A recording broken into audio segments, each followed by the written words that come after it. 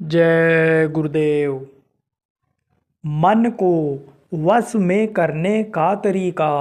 मन को वश में करके प्रभु चरणों में लगाना बड़ा ही कठिन है। शुरुआत में तो यह इसके लिए तैयार ही नहीं होता, लेकिन इसे मनाए कैसे। एक शिष्य थे, किंतु उनका मन किसी भी भगवान की साधना में नहीं लगता था और साधना करने की इच्छा भी मन में थी। वे गुरु के पास गए और कहा कि गुरुदेव, मन लगता नहीं और साधना करने का मन होता है। कोई ऐसी साधना बताएं जो मन भी लगे और साधना भी हो जाए। गुरु ने कहा, तुम कल आना।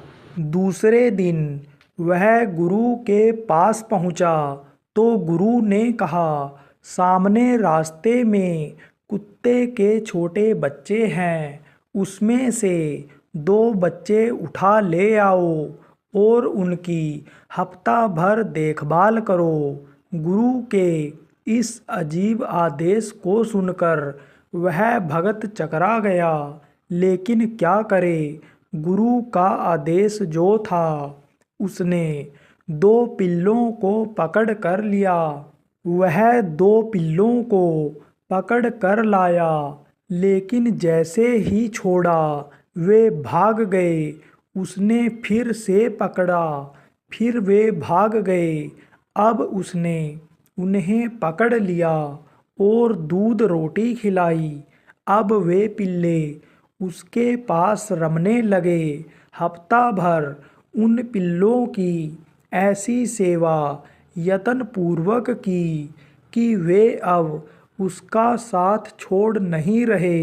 वह जहाँ भी जाता, पिल्ले उसके पीछे पीछे भागते।